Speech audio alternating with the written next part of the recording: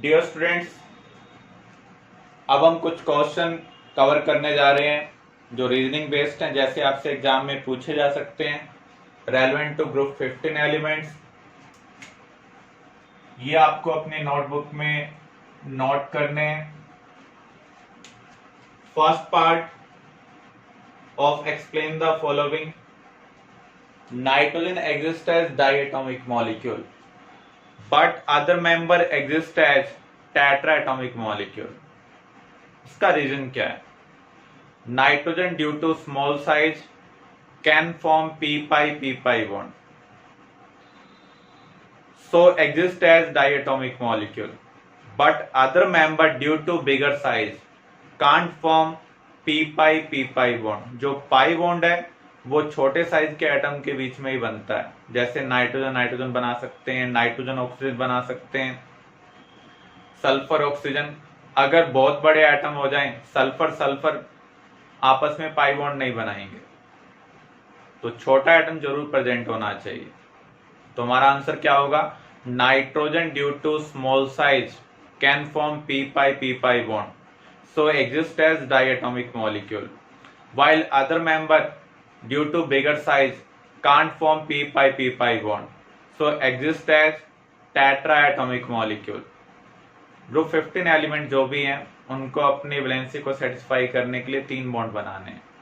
एक नाइट्रोजन दूसरे नाइट्रोजन के साथ 3 बॉन्ड बना रहा है, जिसमें एक सिग्मा और 2 पाई बॉन्ड है, जबकि फास्फोरस अदर फास्फोरस के साथ पाई बॉन्ड नहीं बना सकता है। तो उसको कितने फास्फोरस और चाहिए बॉन्ड बनाने के लिए? 3 फास्फोरस चाहिए।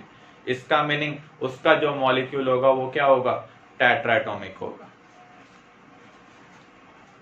Second, nitrogen exist as gas while other member exist as solid। Nitrogen exists as diatomic molecule while other member exist as tetraatomic molecule। Due to large size difference, their attractive force are quite different।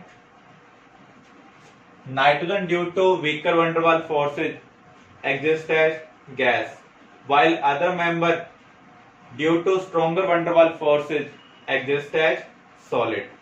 Covalent compound का case कभी भी आता है आपके पास, तो आपको देखना है van der Waals फोर्स की स्ट्रेंथ, और van der Waals फोर्स की स्ट्रेंथ किसके ऊपर डिपेंड करती है? मॉलिक्यूलर साइज के ऊपर डिपेंड करती है। नाइट्रोजन छोटे साइज का एटम है और इसका मॉलिक्यूल भी डायटोमिक है, जबकि अदर मेंबर का साइज बिगर है और उनका जो मॉलिक्यूल है वो क्या है? टेट्राएटॉमिक है। तो यहाँ मॉलिक्यूलर साइज में ज्यादा डिफरेंस होने की वजह से van der Waals फोर्सेस की स्ट्रेंथ में भी ज्यादा डिफरेंस है, इसलिए nitrogen as a gas exist कर रहा है, other member as a solid exist कर रहे हैं। NCl5 do not exist while PCl5 exist। Nitrogen के आउटरमोस्ट शेल में कितने ऑर्बिटल्स हैं? 4 ऑर्बिटल्स हैं, तो वो मैक्सिमम कितने बॉन्ड बना सकता है? 4 बॉन्ड बना सकता है। फास्फोरस के आउटरमोस्ट शेल में 4 से ज्यादा ऑर्बिटल है, उनके पास वैकेंट डी ऑर्बिटल भी है, इसलिए फास्फोरस ग्रेटर देन 4 बॉन्ड बना सकता है, other member greater than 4 bond बना सकते हैं। तो यहां पर हमारा आंसर क्या होगा?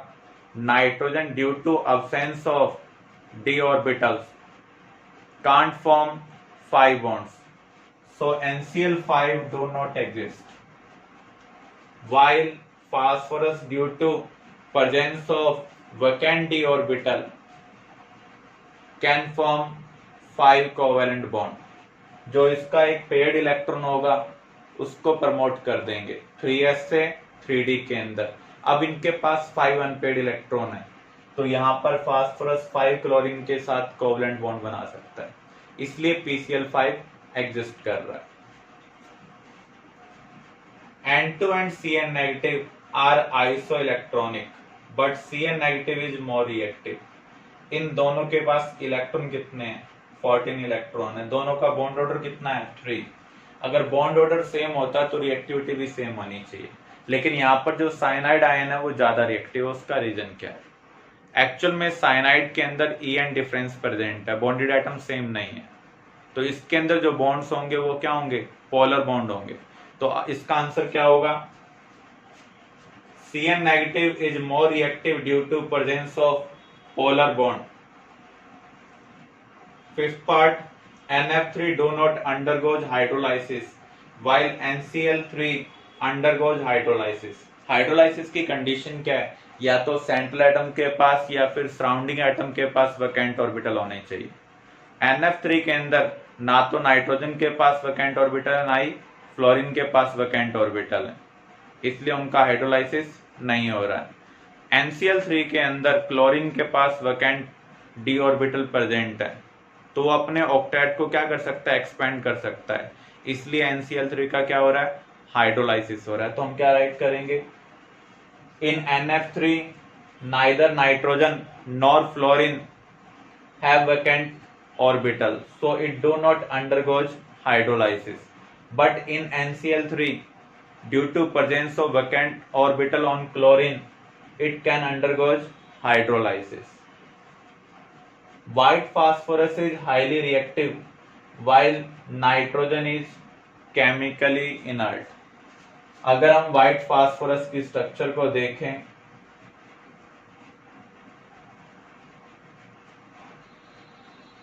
ये व्हाइट फास्फोरस की स्ट्रक्चर है, यहां पर जो एंगल है वो 60 डिग्री है। यहां पर जो हाइब्रिडेशन है वो क्या है? sp3। sp3 के कोरस्पॉन्डिंग एंगल क्या होना चाहिए? 109 डिग्री अप्रोक्सीमेटली, लेकिन यहां पर एंगल कितना है? 60 degree.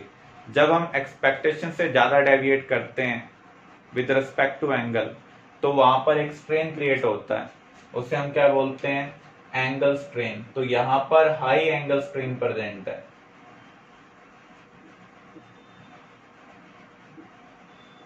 White phosphorus is highly reactive due to presence of high angle strain. Nitrogen chemically inert क्यों है? N2 की स्ट्रक्चर को अगर आप देखें, वहां पर नाइट्रोजन नाइट्रोजन ट्रिपल बॉन्ड है। ट्रिपल बॉन्ड को ब्रेक करने के लिए ज्यादा एनर्जी चाहिए, जो हम नॉर्मली प्रोवाइड नहीं कर पाते हैं, इसलिए नाइट्रोजन क्या है? केमिकली इनर्ट है। Nitrogen is chemically inert due to high value of bond dissociation enthalpy. PCl5 exist while PH5 do not. इसका रीजन क्या है? फास्फोरस का अगर आप कॉन्फ़िगरेशन देखें, क्या है? 3s2 3p3 और 3d यहां पर वैकेंट है। ग्राउंड स्टेट में ये कितने बॉन्ड बना सकता है? 3 बॉन्ड बना सकता है। अगर हम इसकी एक्साइटेड स्टेट को कंसिडर करें, यहां पर 3s इलेक्ट्रॉन को कहां पर प्रमोट कर दिया है? 3d में, बाय प्रोवाइडिंग सम एनर्जी। तो यहां पर 5 अनपेड इलेक्ट्रॉन है। तो जो क्लोरीन है, due to high electronegativity can promote 3s electron to 3d, so PCl5 exist. Hydrogen, due to less electronegativity, can't promote 3s electron to 3d, so PH5 do not exist. देखो, जो higher oxidation state है वो तभी देखने को मिलेंगी जब bond किसके साथ बन रहा होगा? मोर इलेक्ट्रोनेगेटिव के साथ। जो क्लोरीन है उसकी इलेक्ट्रोनेगेटिविटी फास्फोरस से ज्यादा है, तो उसके 3s इलेक्ट्रॉन को वो अनपेड कर सकता है by promoting it to 3d। Hydrogen की इलेक्ट्रोनेगेटिविटी फास्फोरस से कम है, so it can't promote 3s electron to 3d, so PH5 do not exist. Next, Pi5 do not exist. जो आयोडीन है वो फास्फोरस से ज्यादा इलेक्ट्रोनेगेटिव है, तो उस हिसाब से Pi5 को एग्जिस्ट करना चाहिए, लेकिन ये एग्जिस्ट नहीं कर रहा है। इसका रीजन क्या है? Iodine is bigger in size, so phosphorus can't accommodate 5 iodine atom around it. अगर वो अकोमोडेट करता है तो उस केस में रिपल्शन डोमिनेट करता है। कोई मॉलिक्यूल तभी स्टेबल होता है जब अट्रैक्शन डोमिनेट करेगा, इसलिए Pi5 एग्जिस्ट नहीं करेगा। तो आपका आंसर क्या होगा? Phosphorus can't accommodate bigger size iodine atoms around it. Bi5 do not exist Bismuth do not show +5 oxidation state due to inert pair effect. Clear? Next, NH3 is good complexing agent. Complex कौन बनाते हैं? जब metal atom vacant orbital provide करता है और other species अपना fully filled orbital provide करते हैं, तो उनके कॉम्बिनेशन से कॉम्प्लेक्स बनता है. अमोनिया क्या प्रोवाइड कर सकता है? लोन पेयर प्रोवाइड कर सकता है. तो आप इसका आंसर क्या लिखेंगे? Ammonia due to presence of lone pair can form coordinate bond with metal atom, so it is good complexing agent. Concentrated H2SO for anhydrous calcium chloride P4O10 can't be used for drying ammonia. Ammonia का nature कैसा है? Basic है. जिसके पास भी lone pair present होता है उसका nature क्या होता है? बेसिक. अगर आप बेस को ड्राई करना चाहते हैं तो क्या आप एसिड का यूज कर सकते हैं? इसका नेचर भी एसिडिक है, इसका नेचर एसिडिक है. जो कैल्शियम क्लोराइड है, next part, NH3 good complexing agent. Complex कब बनते हैं? जब कोई भी electron donor species metal atom के साथ कोऑर्डिनेट बॉन्ड बनाती है तो उसे हम क्या बोलते हैं? कॉम्प्लेक्स. अमोनिया में नाइट्रोजन के पास क्या प्रेजेंट है? लोन पेयर प्रेजेंट है, so it is good complexing agent. Next part, concentrated H2SO for calcium chloride P4O10 can't be used for drying ammonia. Ammonia का नेचर क्या है? बेसिक. और इनका नेचर क्या है? एसिडिक. तो आप बेसिक को ड्राई करने के लिए एसिडिक का यूज नहीं कर सकते हैं क्योंकि आपस में रिएक्ट कर सकते हैं. तो आप लिखेंगे these species can't be used as drying agent because these are acidic in nature while ammonia is basic in nature, so they react with each other. NH3 used as refrigerating agent. जो NH3 है उसकी enthalpy of vaporisation बहुत ज्यादा है, इसलिए refrigeration के लिए हम उसका यूज करते हैं. जो हम AC यूज करते हैं या रेफ्रिजरेटर यूज करते हैं, कंडेंसर में हम पहले गैस को लिक्विड में कन्वर्ट करते हैं, फिर उसको हम पाइप के थ्रू पास करते हैं फर्दर, तो वो हीट को ऑब्जॉर्ब करता है और गैस में कन्वर्ट हो जाता है. जितनी ज़्यादा एंथैल्पी ऑफ वेपोराइजेशन होगी उतना ज़्यादा वो टेम्परेचर चेंज ला सकता है. तो इसकी हाई एंथैल्पी ऑफ वेपोराइजेशन है, इसलिए हम इसको as a refrigerating agent use करते हैं. मैग्नीशियम नाइट्राइड का जब हम हाइड्रोलाइसिस करते हैं तो आपको अमोनिया मिलता है. MgCl2 का करते हैं तो HCl नहीं मिलता. इसका क्या रीजन है? जो मैग्नीशियम नाइट्राइड है वो क्या है? Salt of weak acid and strong base. Hydrolysis उसी का होता है जिसका कोई ना कोई पार्ट वीक हो, तो इसका हाइड्रोलाइसिस हो रहा है और वीकर पार्ट के साथ वाटर का अपोजिट पार्ट अटैच होगा. तो जैसे यहाँ पर नाइट्रोजन के साथ हाइड्रोजन कनेक्ट हो रहा है क्योंकि नाइट्रोजन मोर इलेक्ट्रोनेगेटिव है. MgCl2 क्या है? Salt of strong acid and strong base, तो इसका हाइड्रोलाइसिस नहीं होगा, इसलिए आपको HCl नहीं मिल रहा. Boiling point of ammonia is higher than फास्फाइन.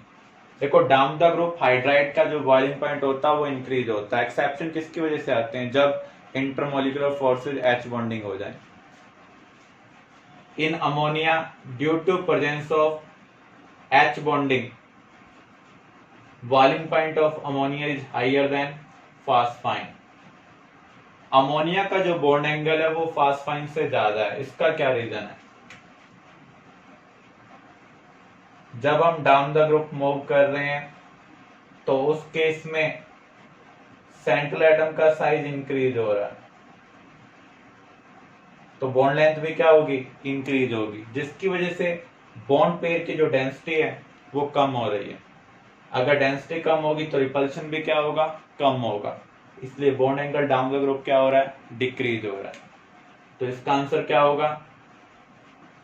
In NH3 bond length is shorter than phosphorus hydrogen bond, means higher electron density, so bonds repel each other strongly, so bond angle of NH3 is greater than PH3। NH3 का जो bond है वो PH bond से क्या है, छोटा है, तो इसकी जो इलेक्ट्रॉन डेंसिटी होगी वो ज्यादा होगी। ज्यादा इलेक्ट्रॉन डेंसिटी वाले एक दूसरे को ज्यादा रिपेल करेंगे, तो बॉन्ड एंगल भी क्या होगा, ज्यादा होगा। Clear? Some more question of similar type. Explain the following. First part, NO is paramagnetic and on cooling become diamagnetic. अगर आप NO को देखें, यहाँ पर कितने इलेक्ट्रॉन प्रेजेंट हैं? नाइट्रोजन के पास 7, ऑक्सीजन के पास 8, टोटल 15 इलेक्ट्रॉन है। इसका मीनिंग ये ऑड इलेक्ट्रॉन स्पीसीज हैं, इनके पास कोई ना कोई अनपेड इलेक्ट्रॉन होगा, इसलिए इनका नेचर क्या है, पैरामैग्नेटिक है। जब आप NO की कूलिंग करेंगे तो दोनों अपने अनपेड इलेक्ट्रॉन को शेयर कर कर क्या बनाएंगे, डाइमर बनाएंगे। तो आपका आंसर क्या होगा, NO is odd electron species, so due to presence of unpaired electron, it is paramagnetic. On cooling, two NO molecules share their unpaired electron and form dimer. So no unpaired electron present, so it is diamagnetic. Nitric oxide become brown when released in air. जब हम NO को air में release करते हैं तो ये oxygen के साथ रिएक्ट कर कर क्या बनाता है, NO2, और NO2 क्या है, ब्राउन कलर्ड गैस है। तो आपका आंसर क्या होगा, NO when released in air react with oxygen form NO2 brown colored gas. NO2 form dimer। अगर आप NO2 को देखें, नाइट्रोजन के पास 7 इलेक्ट्रॉन है, ऑक्सीजन के पास 8, 8 प्लस 8 प्लस 7, तो यहाँ पर ऑड नंबर इलेक्ट्रॉन आ रहे हैं। जिनके पास भी ऑड नंबर ऑफ इलेक्ट्रॉन होंगे उनके पास अनपेड इलेक्ट्रॉन प्रेजेंट होगा, और जिन स्पीसीज के पास अनपेड इलेक्ट्रॉन प्रेजेंट होता है वो क्या बनाते हैं, डाइमर बनाते हैं। तो NO2 is odd electron species, so it form dimer by sharing unpaired electron. Next part, calcium cyanamide used as fertilizer. Calcium cyanamide क्या है, तो जब हम इसका हाइड्रोलाइसिस करेंगे तो अमोनिया गैस रिलीज होगी। तो ये प्लांट्स को अमोनिया प्रोवाइड कर रहा है जो फर्दर नाइट्रोजन की फॉर्म में कन्वर्ट हो जाएगा। तो इसलिए हम कैल्शियम साइनामाइड को एज ए फर्टिलाइजर यूज करते हैं या फर्टिलाइजर का पार्ट यूज करते हैं। NF3 is an exothermic compound while NCl3 is endothermic compound. जब नाइट्रोजन और फ्लोरीन रिएक्ट करेंगे और NF3 बनेगा तो प्रोसेस क्या होगा, एक्सोथर्मिक होगा। इसका रीजन क्या है, जो नाइट्रोजन फ्लोरीन बॉन्ड है वो स्ट्रॉन्गर है फ्लोरीन फ्लोरीन बॉन्ड से, इसलिए एनर्जी रिलीज हो रही है, इसलिए NF3 क्या है, एक्सोथर्मिक कंपाउंड है। NCl3 में जो नाइट्रोजन क्लोरीन बॉन्ड है वो क्लोरीन क्लोरीन बॉन्ड से वीकर है, तो यहाँ पर बॉन्ड को बनाने के लिए एनर्जी प्रोवाइड करनी पड़ेगी, और जब हम एनर्जी प्रोवाइड करते हैं तो वो क्या है, एंडोथर्मिक। तो आपका आंसर क्या होगा, nitrogen fluorine bond is stronger than fluorine fluorine bond, so during formation of NF3 energy get released, so it is an exothermic compound, while nitrogen chlorine bond is weaker than chlorine chlorine bond, so energy is required, so it is endothermic compound. Clear? N2O5 exists as ionic solid। Solid state में ये ions की form में exist कर रहे हैं, इसलिए इसे हम क्या बोल रहे हैं, आयनिक सॉलिड। PCl5 सॉलिड स्टेट में कैसे एग्जिस्ट कर रहा है, PCl4 पॉजिटिव, PCl6 नेगेटिव। तो हमारा आंसर क्या होगा, in solid state N25 exists as this contains ions, so it is an ionic solid. PCl5 के अंदर PCl4 positive, PCl6 negative solid state में प्रेजेंट है।